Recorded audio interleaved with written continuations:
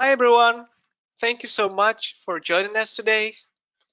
Today's webinar will be about drawing with perspective and camera angles in Clip Studio Paint presented by Miyuli. Before we begin the webinar, there are some housekeeping items that we'd like to go through. The webinar will be approximately 1 hour long. All attendees will be muted.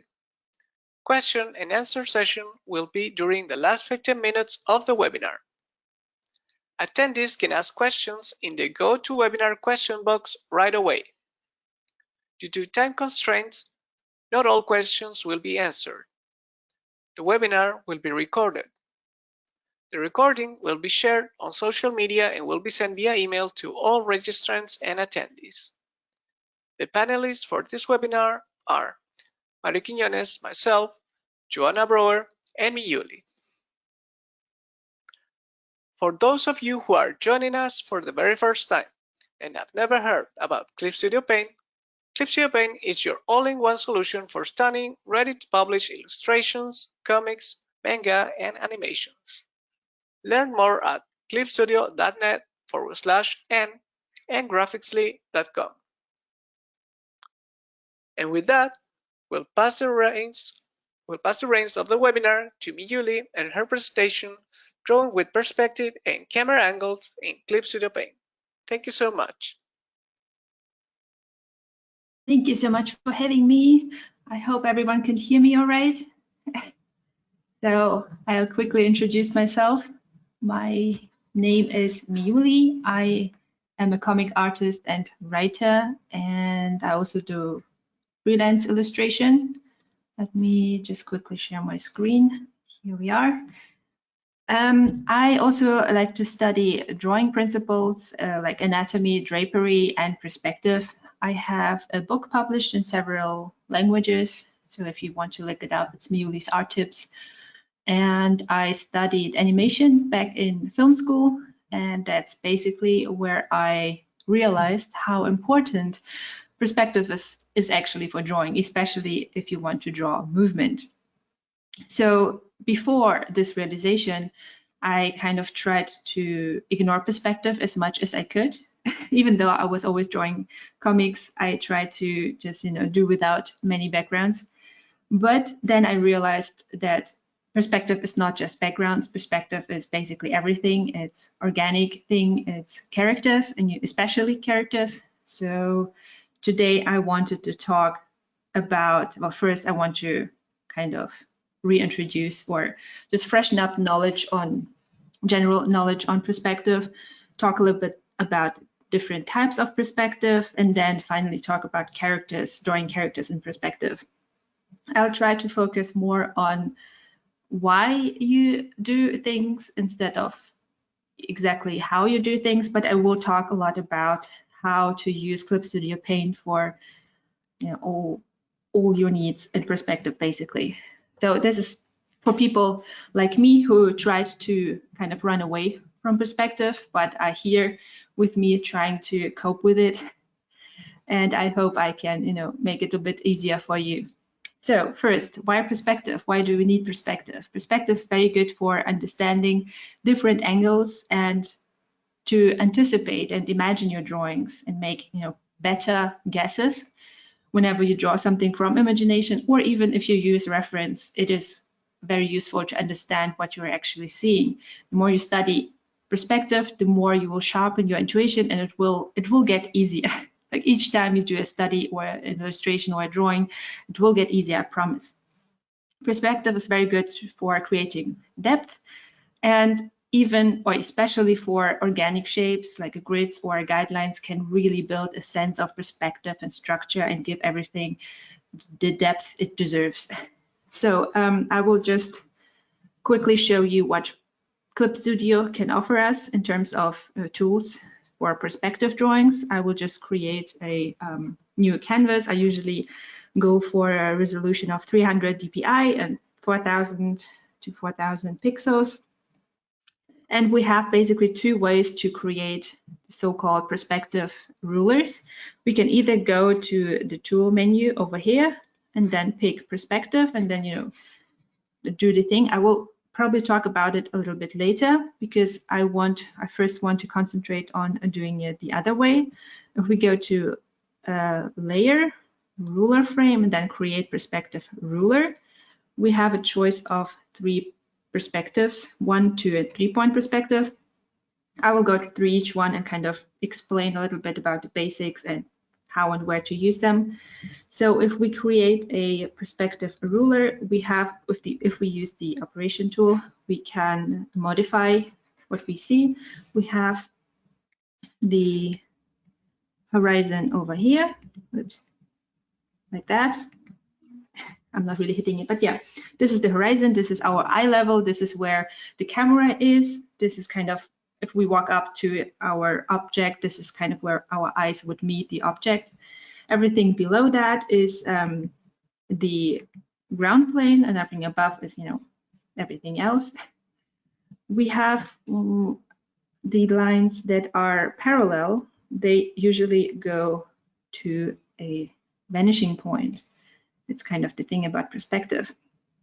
And as you can see here, with this perspective ruler, we have the option that all the lines that we do, they just snap to this ruler that we set up, even though we are not even using the line tool. I just, I can pretty much modify my line work as I go, which is pretty cool. If you don't want, if you want to draw freely again, you can either just turn off the layer, and then, you can just draw freely again. Or what I like to do better is to keep the layer as it is, and then go here above in this toolbar and just turn off the snap to special ruler.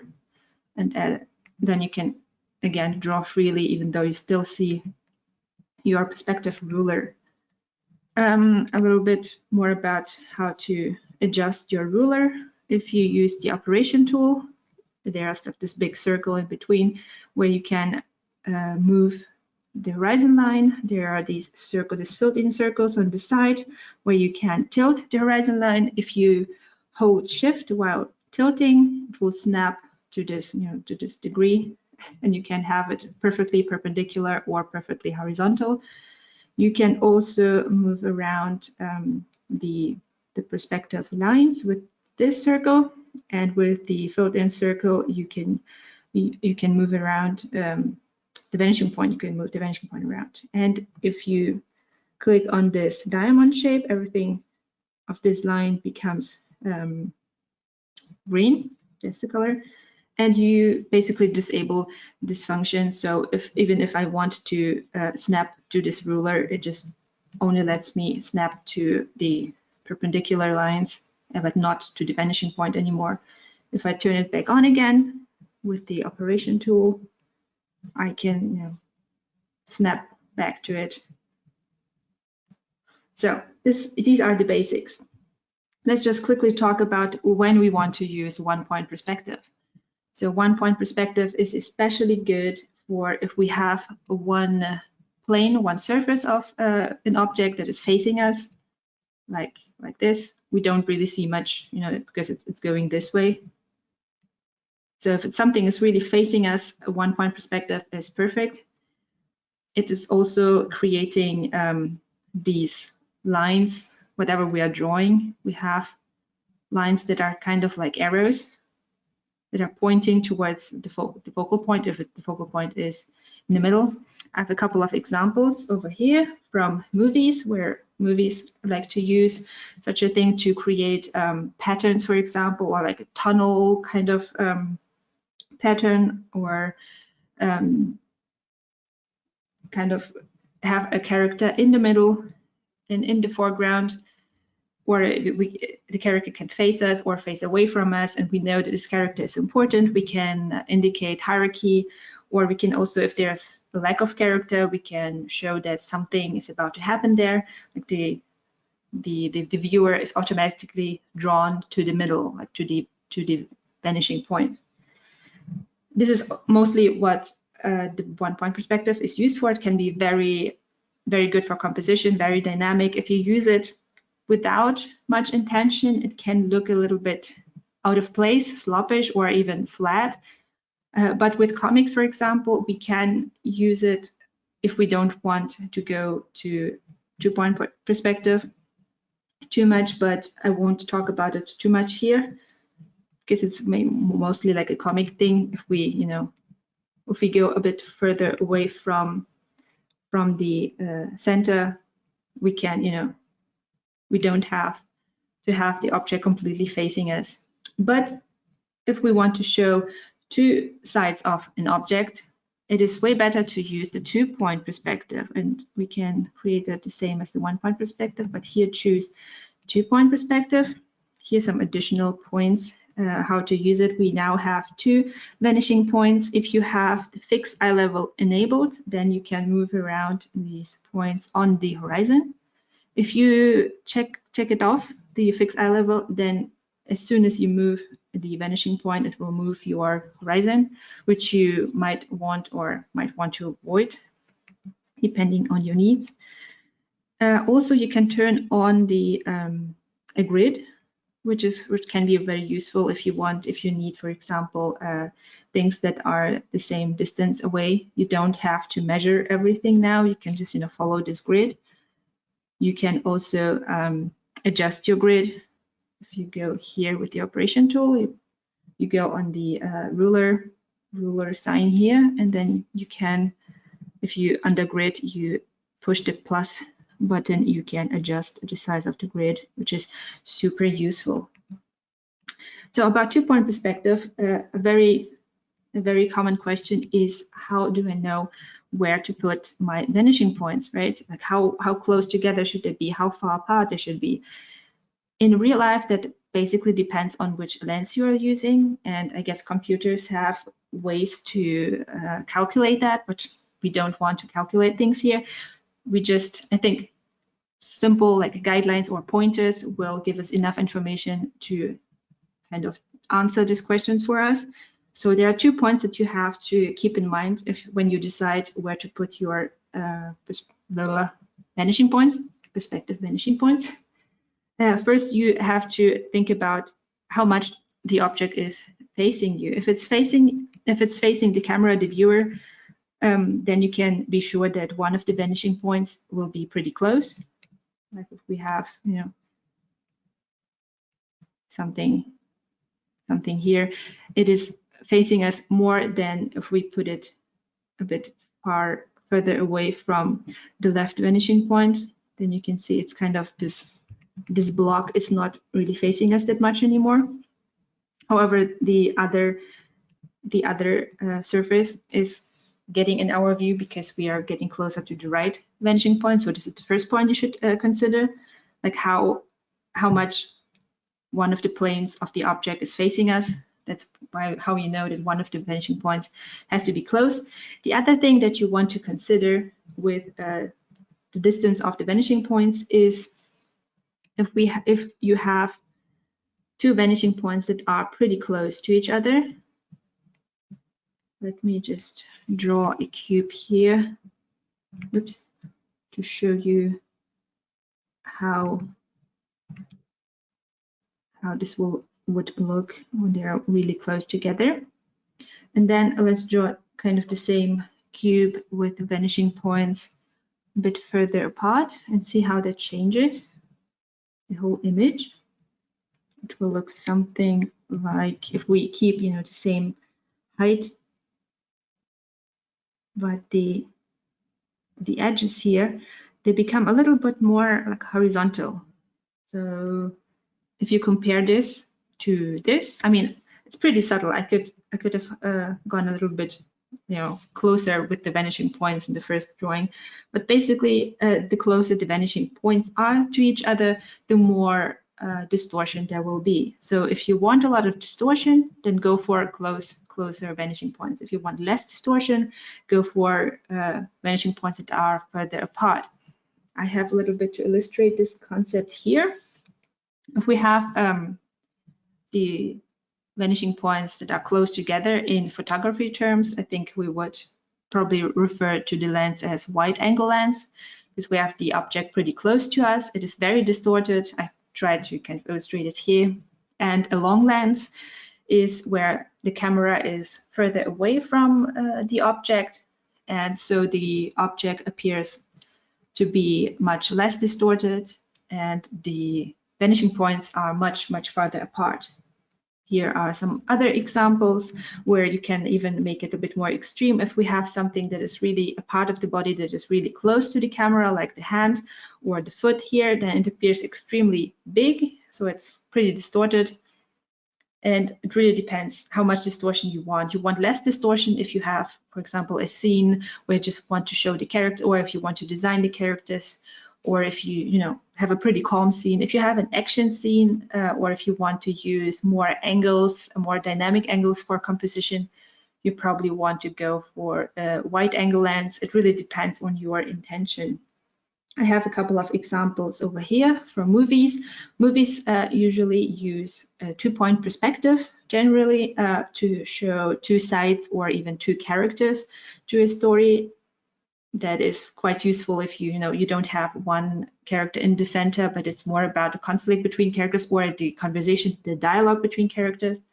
It is also very popular in paintings where we are not restricted by camera lenses, so you can experiment with it a little bit and see how much distortion you want. And it's mostly up to your own taste, your own aesthetic taste. If you are doing it in art, you can really go all nuts and see, how far you can push things if you really want to. So let's continue with the three-point perspective. So if a two-point perspective is good for showing two sides, three-point perspective is obviously good for showing three sides, you know what I mean, right? 3 points is for 3 sides. So we just make another perspective ruler just like we did before, but now we have an additional vanishing point over here. So when do you want to use 3-point perspective? First, of course, you can use 3-point perspective with your horizon in the picture, but this will definitely get you some very distorted results. So I think in this example, we have below, we have the horizon is still in the picture, but it is the object is going pretty far to the top, so we have a low angle view on it, so it appears very distorted. So if we were to draw a cube here, for example, it would be pretty distorted if we would see the ground plane and the sky at the same time. So if you want even more distortion, you can use 3-point perspective and show your horizon line. But the most popular use for 3-point perspective is when the horizon is not even in the picture. So it's way here below, and the third point is somewhere above. It gets closer. The point, again, the vanishing point gets closer the more the object is facing us. So if the object that you want to draw is right over our heads, then you want the vanishing point to be pretty close to that object. But if we draw the cube that we have drawn before now, we will see that we can see 3 sides of this cube. We have this side of it, the under view of it, and the right side. So we can create with 3-point perspective, we can create a high angle or a low angle view. I have a couple of examples over here. We have that quite a lot in movies because a high angle and a low angle have quite a lot of narrative uses. For example, if we have some kind of fight scene, we can show which of the characters is dominating the fight, or which of the characters is in trouble, which of the characters might be the bad guy. We can also use it with architecture, or like when the character is looking up on some kind of building, the building will usually appear a lot more imposing, maybe more mysterious. We cannot really look around the building. We don't know what's behind the building, so it's a little bit more claustrophobic. We feel like a frog or an ant. That's why it's called frog or ant perspective. Whereas if we go for a high angle and we look down on something, then we can assume that this character is below the viewer, or maybe has, we can make some assumptions about hierarchy, or maybe this character is in trouble. This character has some kind of, worse position than the camera or than another character. We can also, the high angle is also very useful for establishing shots if we just want to show what's in the room.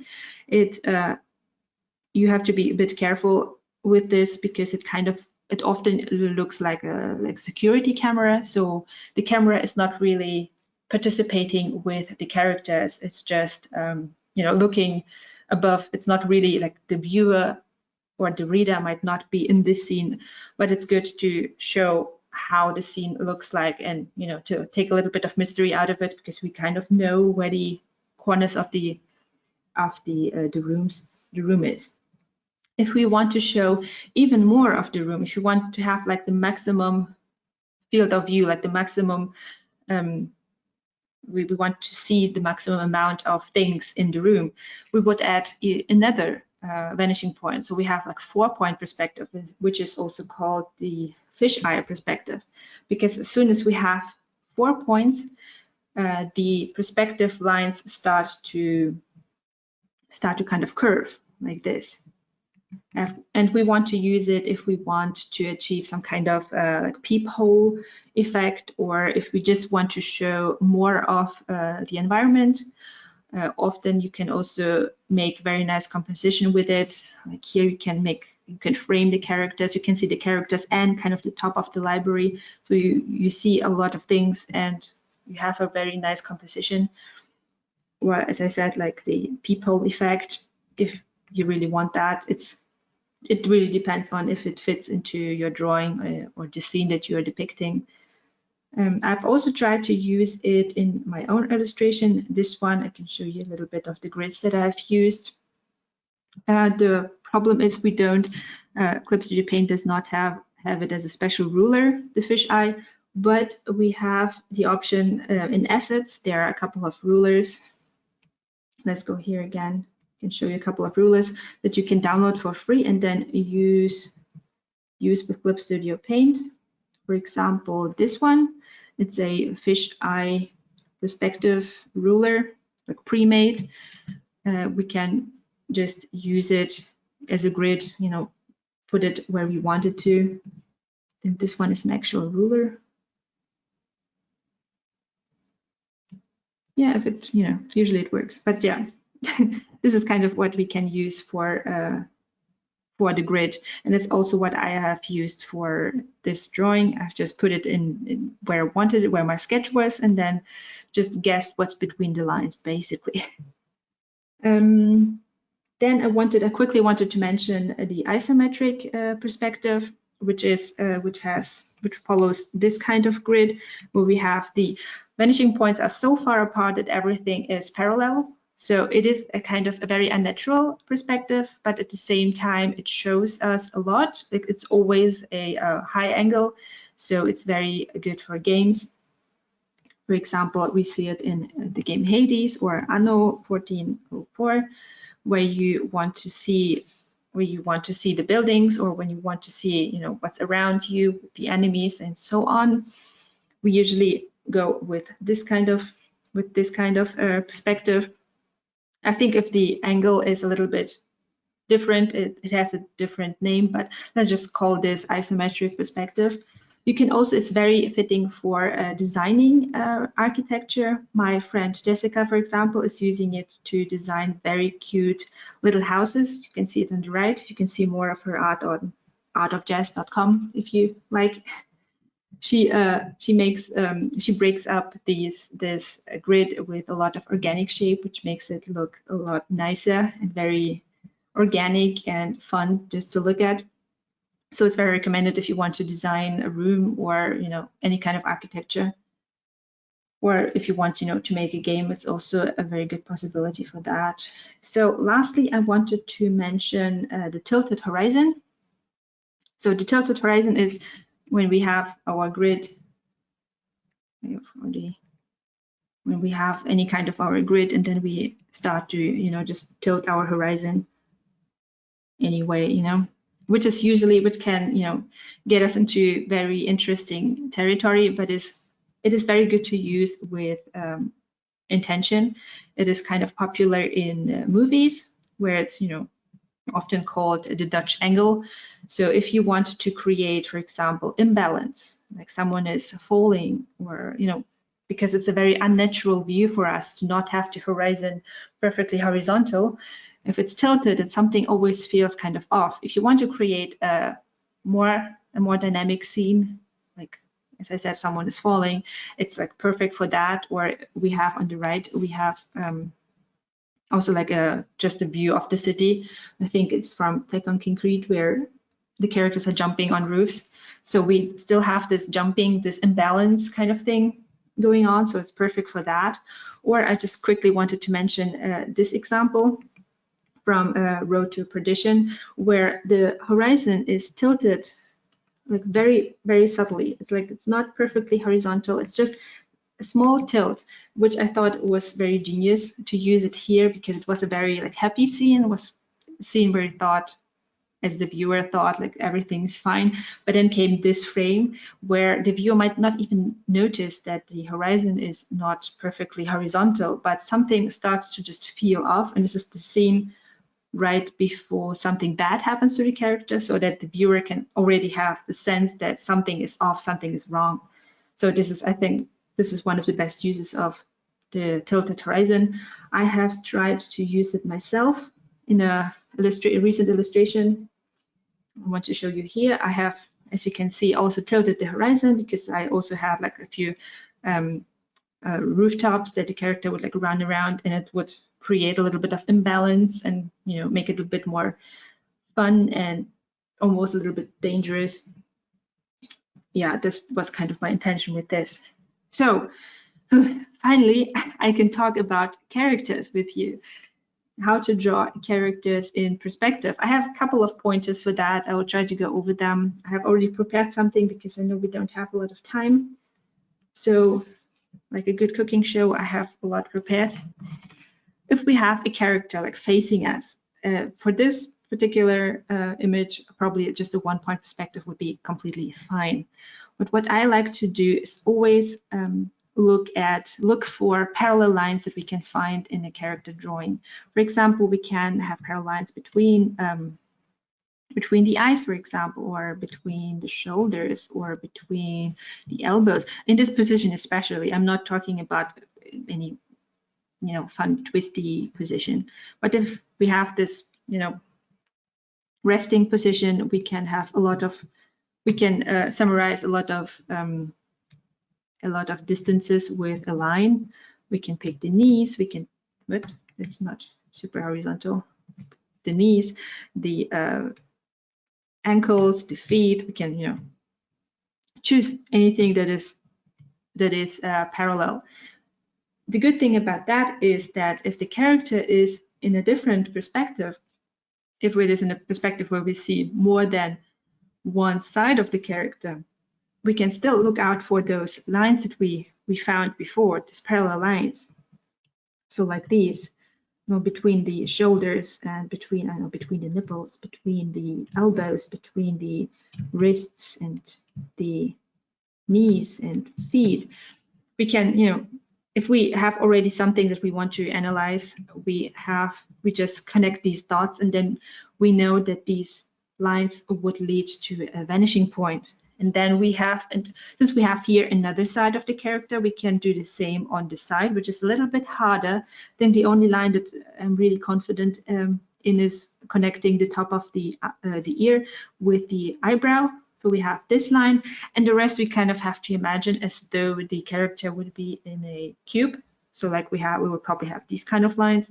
And with this in mind, we can already kind of create a cube around the character, which is super useful if we want to put the character into a perspective. And basically with this method, where you always have these parallel lines and connect things in this manner, you can always kind of estimate or see where the perspective could be. is a little bit of a better drawing for that. Here on this side, I was going for more of a like a isometric view where, you know, there's not too much going on. This is a good if you just want to draw, you know, like very quick high angle view. You know, no one is really tracing the vanishing points, but if you want to be more exact, like this drawing is a little bit more natural because there are actual vanishing points that go somewhere like that. Usually if I draw a character from scratch, I keep those lines in mind and I just start with those lines. You know, if I have, just really quickly, if I have like a head and I have these lines in mind, always, you know, keep the lines in mind, and even of like the shoulders. This is also how you know like where you will find, for example, the other arm. If you draw the character from like a high angle view, where's the other elbow, for example, and then if you just follow the vanishing point, then you know it's got to be here somewhere, right? Kind of like that. It goes like this. So if you have kind of mastered that, you can really draw characters from any kind of angle. If you keep those relationships in mind, you keep those parallel lines in mind. You can even, if characters are, you know, facing each other or facing away from each other, it's also good to practice their relationships, like, so that if they are the same size, that they line up. It's a very good practice. I really recommend it. And then if the character starts to twist and kind of change their position, you can kind of also, with the neutral position in mind, you can at least understand a little bit what's going on here, and, you know, create new parallel lines that always go to the same horizon. And it's incredibly helpful if you always try to imagine the character in a box. So the problem, of course, with drawing characters is that there are many complicated shapes. Like the character is not, as soon as we try to draw the character from a different angle, our brain doesn't really know how to deal with that. So it kind of tries to explain us the whole process with shapes that we do know. Like here, for example, we start to imagine everything as a cylinder. So things tend to look a little bit more stiff and kind of unnatural. And this is often what people struggle with. This is what I struggled with in the beginning, especially before I knew that the human body is it has a lot of balance going on. So we have a lot of, things that are not perfectly horizontal or perpendicular. And we really have to pay attention to, these things, how they look from another angle. Is really, there's no one way to just draw a cylinder and then you'll be fine, unless it's kind of you have a cylindric style. But if you want to go the more realistic, you want to go the more complicated the shapes are going to be. What I thought was kind of helpful to me is just to consider that there are planes in the body, or in any object really that you're drawing. There are planes that are facing down, and there are planes that are facing up. So we have planes that are facing down are, for example, behind the head, or behind the chin, or the eyebrow, a little bit of the back, like the buttocks, a little bit of the knee maybe. And then we have planes that are going, facing up. For example, the top of the head, the nose, a little bit of the chest, a little bit of the back of the calf. And what this kind of helps with is when you think about how the proportions change when the whole character, when we look up or down on the character, and you can consider these planes. And the basic rules are that if we look from above on the character, that the planes that are facing up will be a bit bigger than in the normal view. They will be bigger and or wider, especially if you compare them to the planes that are facing down. That here we have this kind of distance, and here the distance becomes very small. So you can already kind of guess that the relationships are going to change in the way that planes facing planes that are facing up will be a bit more prominent than, the other way around. Because if we look from below on the character, we have the planes that are facing down. Those become much wider now and bigger, especially if you compare them now with the planes that are facing up.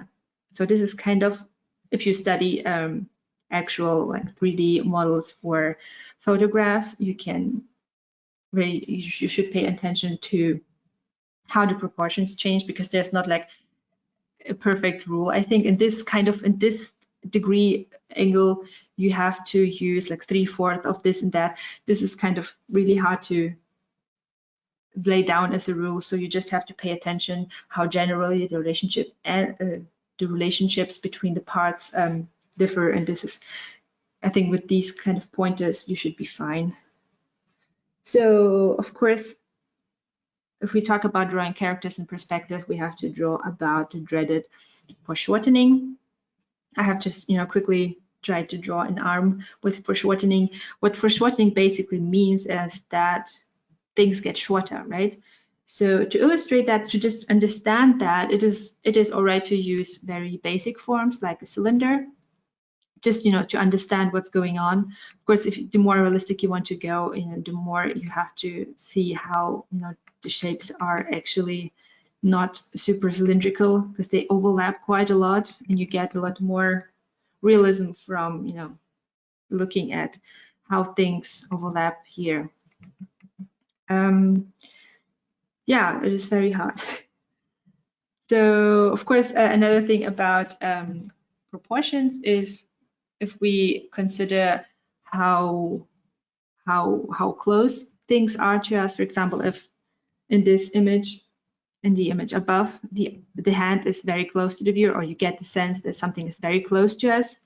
Wherein here, the hand is very proportionate. The hand is probably just the right size for in comparison to the head. Whereas here the hand is way bigger than the head.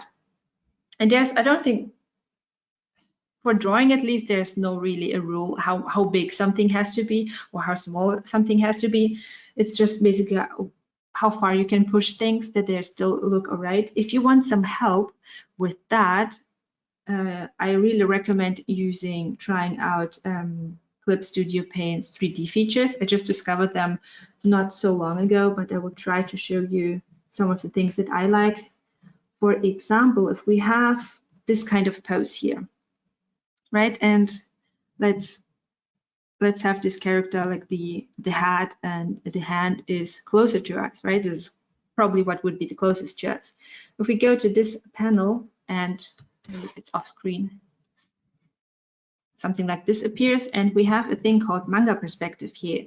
If we turn this on, we can push a couple of shapes that are closer to the viewer and make them bigger. This is, just to illustrate how things could work. You can play around with this just for your understanding how things work. I really like this feature, just to play around and maybe see how much you can still push the shapes or the body parts. Just a little side note here. I will talk a little bit more about 3D in a second, but I wanted to mention this thing.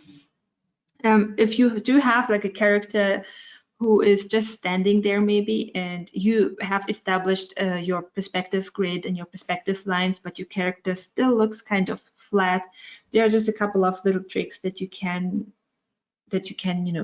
make. You can integrate in the pose maybe to make everything look a little bit more three-dimensional and have a little bit more depth. And these are the things that I wanted to mention. For example, asymmetry already looks a bit more dynamic than symmetry and less flat than symmetry. Then we have, of course, foreshortening. Whenever things get shorter, we already get a sense of some perspective going on, especially compared to the original just frontal view. Another thing that is very useful to show perspective is the size difference. For example, if we have two things that are the same size, for example, here in this case, their hands, we have one hand is much much bigger than another one, then our brain automatically translates it into one thing is closer to us than the other thing.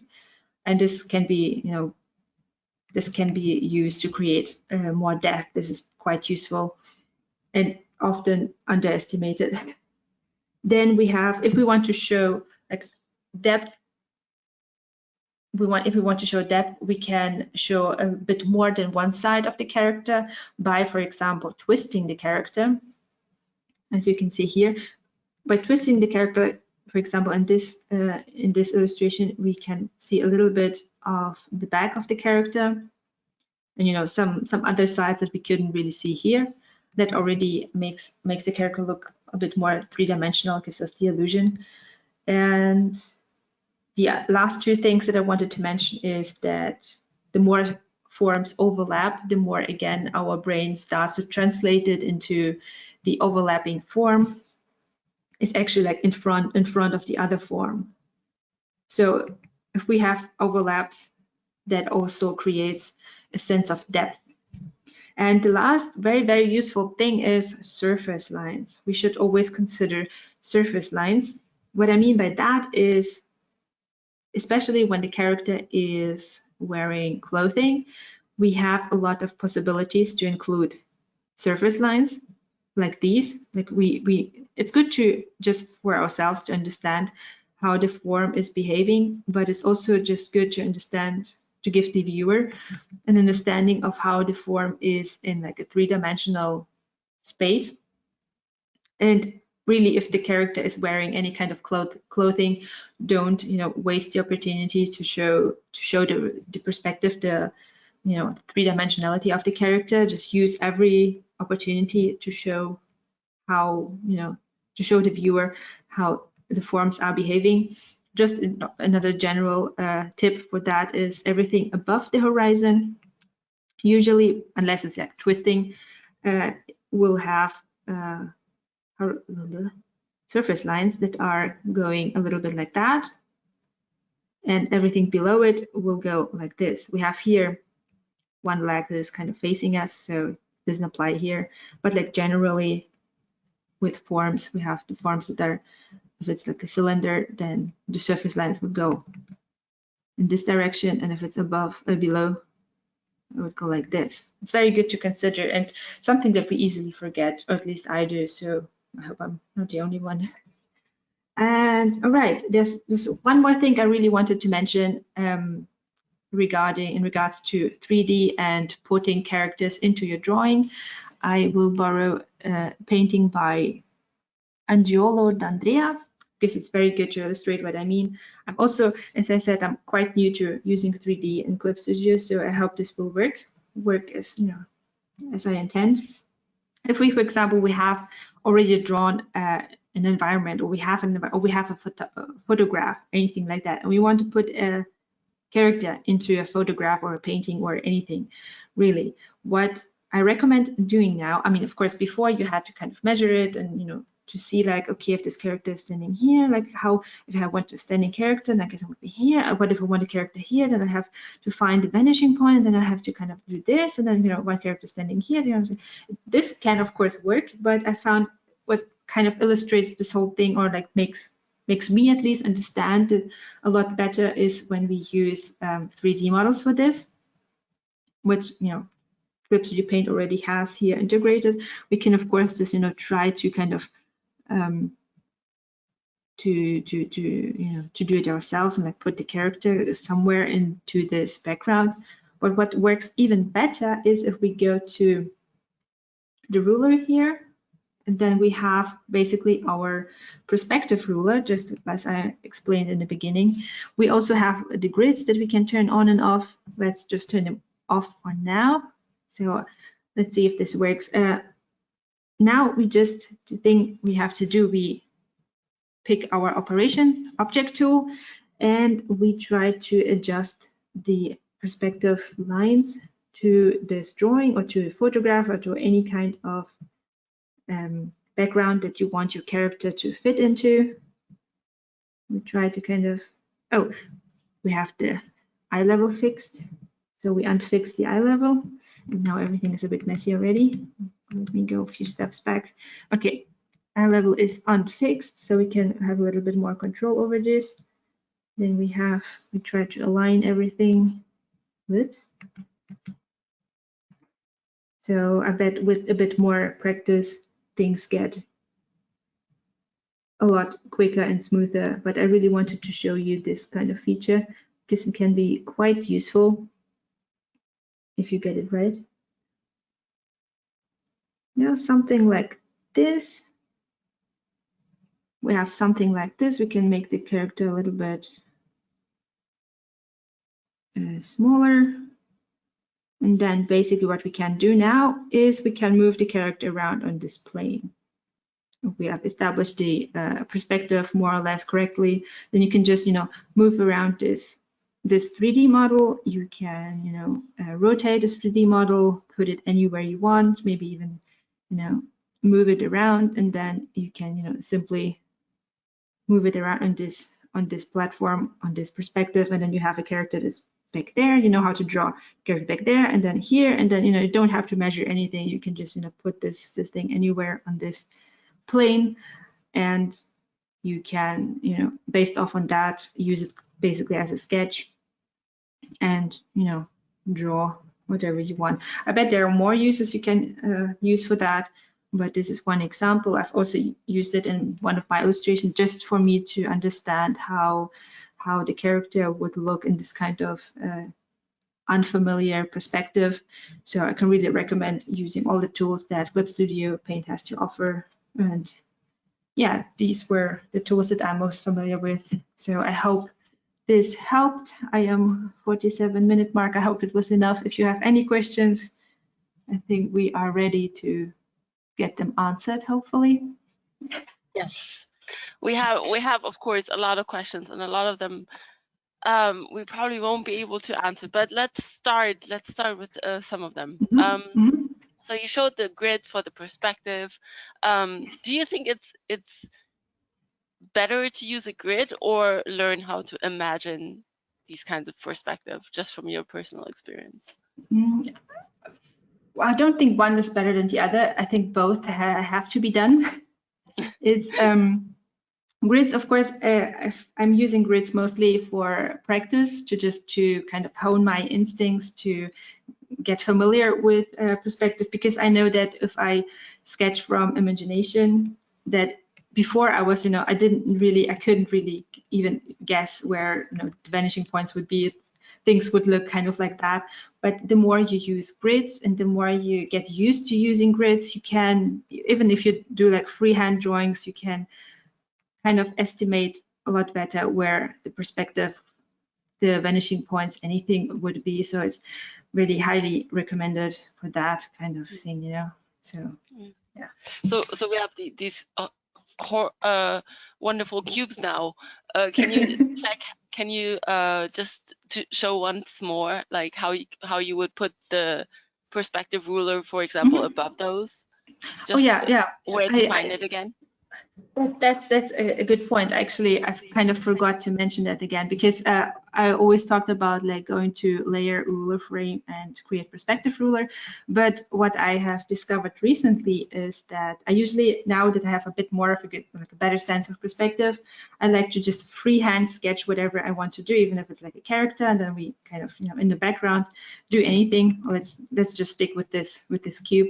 And then I have a sketch, and then what I like to use is actually the subtool, like the perspective ruler from here, because here I can, without already having a perspective ruler, I can just go and build my own perspective ruler by just, pulling the perspective lines where my cube would probably, where I intended when I sketched it.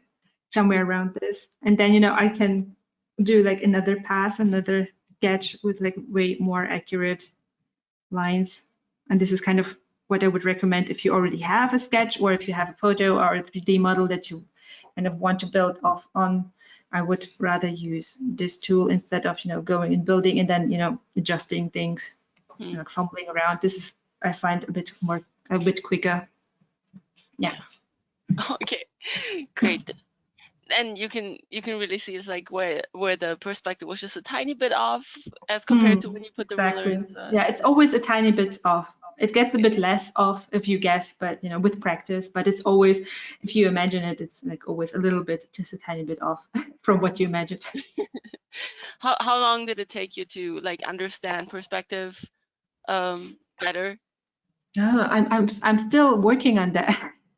So I'm not sure if it's like a process that ever ends. It's good to always study it. And I think what really kicked off my understanding was when I did like a life drawing, when I started to understand like the relationships between different body parts and how they make these parallel lines that go to a vanishing point. And we had in our life drawing sessions in film school, we had the models stand on like a plate, like a wooden plate, and sometimes even they were asked to hold the plate above their heads. And that's kind of when it started to click, that I could, I could see the planes, and then it got a lot easier to put the character or like the model into a cube. And from then on, I started to understand how cubes work. And that was, I think, by now it's 8 years ago. So I've been learning perspective for 8 years, and I'm still not perfect at it, and I'm still learning a lot. So yeah, it's an ongoing process. Something people struggle with a lot in perspective is round objects, like circular objects. Do you have any tips on that? Well, the cool thing about using Clip Studio for round things is that if you have a perspective ruler enabled, then the shapes, the spheres that you are making, they will just snap to the perspective ruler. So that's basically what I'm also using because it can be quite difficult.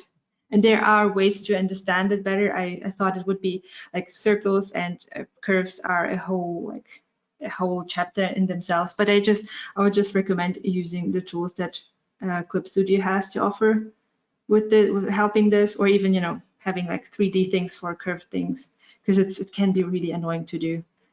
But using this tool is already very, very helpful. Yeah. Okay. That's my solution. For example, we have the cube, and now you have to draw something that's not facing the perspective from the same angle. How would you go about that? Yes, well, we have the names of perspective, like the 2-point perspective doesn't necessarily mean there have to be 2 points. It just means that if we have parallel lines, they follow these 2 points. But if we rotate our cube, or if we if we have something that is not parallel to the object that we've already drawn, like if we want to draw something that's kind of going like that, it's like not parallel to, like maybe it's kind of let's say it's going like that, then we will need another vanishing point. So you need as many vanishing points basically as you have things that are not parallel. So it can make things a lot more like messy with the perspective grid. So we usually try to keep things parallel just to avoid confusion. But if you do have things that rotate, or if we do have things that are simply not parallel, just to make things a bit less static, we can just put another, if we use this tool, for example, the perspective ruler tool, and pick add vanishing point, we can just add another vanishing point like here, like that. And then if we follow this vanishing point, we can draw another object that is on the same horizon, like it's on the same plane, but it's not parallel to this cube anymore. So I usually use it a lot for if I have like a stack of books, but I don't really want the books to be like perfectly like parallel, because it looks very stiff. So I create another vanishing point for anything that is not parallel to the first object, basically. So you can, it's called 2-point perspective, but it can be like 1,000 points as long as the points are on the same horizon. Okay. Let me see. There are a lot of questions regarding putting the horizon line in a scene. how do you choose this, for example, for comics or for an illustration? Well, it depends on really what we want to draw and the subject and the whole scene. Because I talked about if we can put the horizon line away from our canvas, really. If we want to have like a high angle or a low angle, we put it like off the canvas. If we want to stay in the canvas, it will be a bit more like a more natural view. And if we want like the most, like if we want the viewer or the reader to have the sense that they are participating in what's going on the scene, it's like they're standing next to the character, then you want to have the character and the horizon on the same, like the eyes of the character and the eyes of the horizon, basically on the same line, so that the reader kind of has the feeling that they're standing next to the character, looking them in the eye. And if we want, for example, the character to be towering a little bit over the viewer, we can put the eyes of the character a bit above the horizon. And it, for example, can be like a scary character, and if it's like above, then we are a bit more intimidated. Or it can be also below. We can put like the horizon light above the character so that the character is below the viewer, and then it's usually like a child perspective, like not we are looking down on a child, or the character is maybe beneath us, or it has a lot of narrative. It's just usually a narrative decision where you put the horizon. There's not like a fixed rule where the horizon has to be. So it's just you have to think of what you want to draw and how you want to convey that in the scene. Yeah. Since you're also drawing comics, do you pay attention to how many different perspectives you have, for example, on a page or like in a series of panels? Well, yes. I mean, it can get very confusing if you have a perspective grid for every panel and there's like 6 panels on one page. You can of course like reuse the same perspective or even the same background and keep to the same perspective, or sometimes you can just guess something like that. It is also, I think, from films, that perspective changes can also have like a psychological effect on the viewer. So if you change the perspective too much, it can be very confusing. So if you want to do subtle changes like tilting the horizon, it can have a really subtle effect. So of course I think now I think in every panel I think about the horizon, where the horizon is. I think this is like the basic that I always try to consider. Usually, like before, when I was trying to run away from perspective, I didn't even consider that. But it's really good to at least know where the horizon is. If you don't really have much of a background behind you and you don't really need all those vanishing points, at least like figure out where you want to put the horizon, and then I would say that's usually good to do in every panel. Yeah. Okay, great. We got another question. Could you show again where you got the 3D models from and how you place them in the scene? I will try. I can just do the same thing again. It's sometimes it's not super easy, but we have in the material palette panel, we have a couple of like pre-installed 3D models. You can also get them here with a pose. Why do I always choose this one? It happens. And it's a very complex pose. Yeah, true. If you want to draw it in a different angle, it could prove very difficult. So what you want to do then is go to enable the perspective ruler over here, because I think every 3D model has this thing, but it's usually disabled. So if you enable this again, and let's say I'm always confused by the grid, so I'll just turn off the grids and use the operation object tool to now manipulate the vanishing points. Ooh. This vanishing point is quite, I think, because the model is naturally facing us, some of the vanishing points are so far apart that they appear to be horizontal. So I will just quickly change the perspective just a little bit, just so that I know now where the perspective, where to look for the vanishing points. They're here. So we just get those perspective arms and try to make them line up with all the parallel lines that we can find. And of course, we have to turn off the fixed eye level so that we have a little bit of freedom.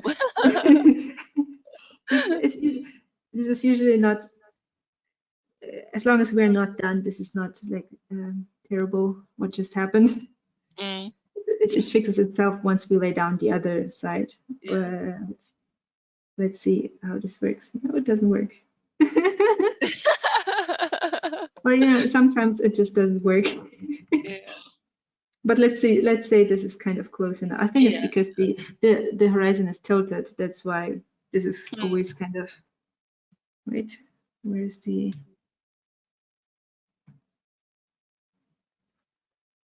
yeah, if the horizon is not tilted, I think we can work with that a little bit better. It is still a bit difficult to use even right here. The vanishing points are so far apart that I keep losing them.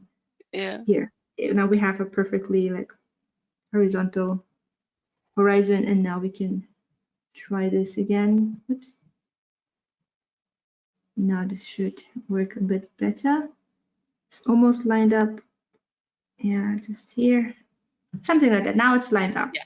It can be a little bit fumbly, and now we can go into the actual object and start, you know, moving it around this plane. And now, you know, we know how this pose will look when the character standing over here, over there, back there, somewhere here, or just, you know, yeah, can be very useful. Yeah. Thank you so much. We're Thank kind you. of running out of time, so let's do some Mhm. quick questions. Okay. For one, your setup. What do you Yes. use for drawing? Just really quick. Well, I use Eclipse Studio Paint, as you can see. And I'm also drawing on a Wacom tablet, the display tablet 16-inch Pro, something like that, in whatever order. And I'm also using the remote express key for shortcuts. I also use like a keyboard for shortcuts. And yeah, I don't know my computer specs by heart, but I'm using a pretty powerful computer right now. So yeah. Okay. Very good. And then you have a couple of books where people can learn more about perspective and character drawing and all of these kinds of things. Where can people get those? Well, the English book used to be a Kickstarter. It is now available on the website of the publisher. It's an Italian publisher. It's like Kudos Editore. Maybe if you Google like Miyuli's art tips, you will probably find your way there. It's also available on the Japanese Amazon store. If you want the Japanese version, I think it has a Japanese title, so it might be a little bit more difficult. But if you type in my name, or if you go to my website, the miyuliart.com, I think I also have an info page where it's linked there. We can, you know, buy the books if you so desire. Mm-hmm. Okay, I think we're just ready to finish off now. Is there any final thing you want to say about perspective? Well, I hope I didn't like scare anyone away from perspective, because it takes a lot of time and understanding, but it doesn't have to be scary. And you know, you can keep your like organic forms and still have a lot of fun, even, you know, with all the perspective grids. It just, you know, just don't give up. That's my last advice. Okay, very good. Thank you so much Thank for your you. time and explaining Thank everything in you. so much detail. I hope it helped. Thank you. Thank you so much, Miyuli, Joanna. So many people join us today, and they love your presentation, the way you explain I'm things, and they love you.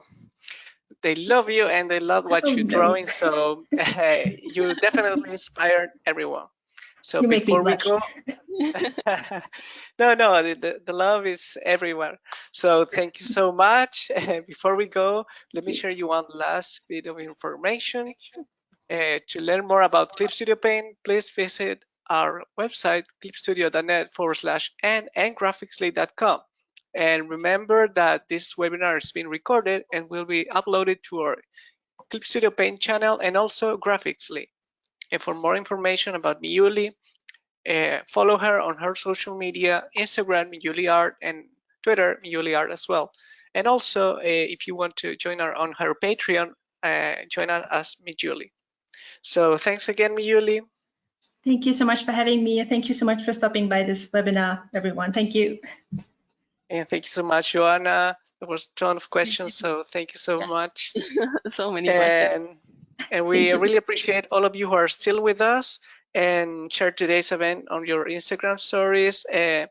Also, we hope to see you again on our coming events. So stay tuned with us and we'll see you soon.